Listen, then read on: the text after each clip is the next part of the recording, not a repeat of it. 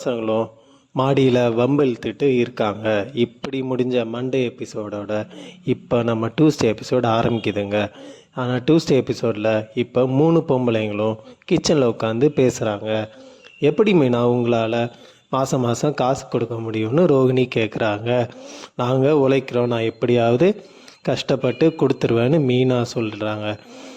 என் புருஷன் முத்து தான் மாதம் மாதம் வீட்டுக்கு அதிகமாக தராரு, ஆல்ரெடி நிறையா தந்துட்டாரு அப்படின்னு சொல்ல, ரோகிணி என்ன சொல்லி காட்டுறீங்களா?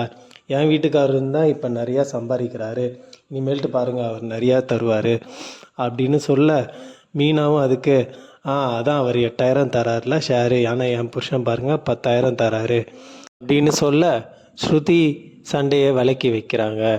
நீங்களும் மனோஜ்கிட்ட சொல்லி 10,000 தாங்கன்னு ரோஹிணிகிட்ட சொல்கிறாங்க. இதோட இந்த சீன் முடியுதுங்க. இப்போ மாடியிலேருந்து முத்தி கீழே இறங்கி வராரு. அவர் இனிமேல் மாடிக்கு போகக்கூடாது, ஓவராக பேசுகிறான், அப்பா காசு கேட்குறாரு, அதான் கொடுக்க வேண்டியதானே, டென்ஷன் படுத்திட்டான். மீனாவோ ரோகிணியும் என்ன டென்ஷன் ஆக்கிட்டாங்க. சரி அப்போ நம்ம 2 பேருக்கு சேர்ந்து காஃபி போடு அப்படின்னு சொல்லி முடிக்கிறாரு. அடுத்த நாள் காலையில் அண்ணாமலை ஃப்ரெண்டு பரசு இன்ஜினியரை கூட்டிகிட்டு வீட்டுக்கு வராரு. வீட்டில் ரூம் பிரச்சனை, அதான் ரூம் கட்டணும்னு பரசுக்கிட்ட சொல்கிறாரு. இன்ஜினியர்லாம் ரூம் கட்ட மாடியில் போய் அளக்குறாங்க.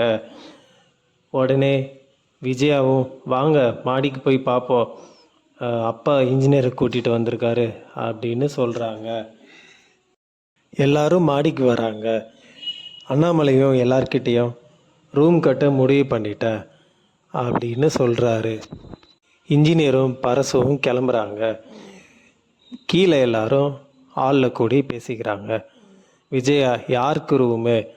ரவி எங்கள் எல்லாருக்கும் ரூம் இருக்குது, முத்துக்கு அன்றைக்கி மட்டும்தான் ரூம் இல்லை, அவங்களுக்கு தான் ரூம் கட்டணும் அப்படின்னு சொல்கிறாரு. ரூம் கட்ட 5 lakhs ஆகுமேன்னு சொல்கிறாங்க. ஸ்ருதியும் நம்ம செலவு பண்ணது போக மீதியை சேர்த்து வச்சா 2 to 3 years ஆகுமே ரூம் கட்ட அப்படின்னு சொல்கிறாங்க. உடனே அண்ணாமலை அதான் லோன் போட்டு தான் கட்டுறோம், வீட்டு பத்திரத்தை வச்சு எக்ஸ்ட்ரா அமௌண்ட் வாங்கிக்கலாம் அப்படின்னு சொல்கிறாங்க.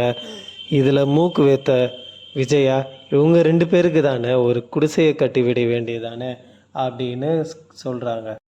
என் பொண்டாட்டி கோடீஸ்வரின்னு பேசுகிறாரு. மீனாவும் என் புருஷன் தான் இந்த வீட்டுக்கு நிறையா காசு கொடுக்குறாரு அப்படின்னு சொல்கிறாரு. இதை கேட்ட அண்ணாமலை முத்து மீனாவை நான் குடிசை வீட்டில் தங்க விட மாட்டேன் அப்படின்னு சொல்கிறாங்க. விஜயாவும் நீங்கள் அவங்க அப்பாவை ட்ரெயினை வச்சு ஏற்றுனதுனால தான் மீனா இப்போ நம்ம வீட்டுக்கு வந்திருக்கா, ஏன் எங்கள் அப்பாவை பற்றி பேசுகிறீங்க அப்படின்னு திரும்பி கேட்டுடுறா.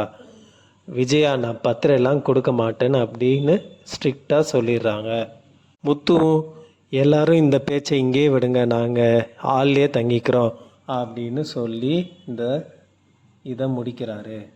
பலகுருள் ரவி கிட்ட, ஏன் உங்கள் அம்மா மீனாவை எப்போவுமே எதையாவது சொல்லிட்டு இருக்காங்க, உங்கள் அம்மா என்னெல்லாம் அப்படி சொன்னாங்கன்னா அவங்க வாயில் ஸ்டாப்லர் வச்சு தச்சிருவேன் அப்படின்னு சொல்கிறாங்க. விஜயா அண்ணாமலை கிட்ட, கடனை வாங்கி கஷ்டப்படாதீங்க அப்படின்னு சொல்கிறாங்க. அண்ணாமலை பசங்கிட்ட பிரிவினை ஏற்கிற மாதிரி பேசாத, உங்கள் அப்பா கொடுத்த வீடு, அதனால தானே இப்படி பேசுகிற, அந்த ரூமை எப்படி கட்டணும்னு நான் பார்த்துக்கிறேன். அம்மா சுதா 5 lakhs செக் எடுத்துகிட்டு பிரச்சனையோடு வீட்டுக்குள்ளே வராங்க. ஸ்ருதியும் இப்போ தானே மம்மி கால் பண்ண, அதுக்குள்ளே வந்துட்டீங்கன்னு கேட்டா. அண்ணாமலை ஸ்ருதி அப்பா வரலையா? சுதா அதுக்கு அவர் வெளியே இருக்காருங்க, அதான் வரல.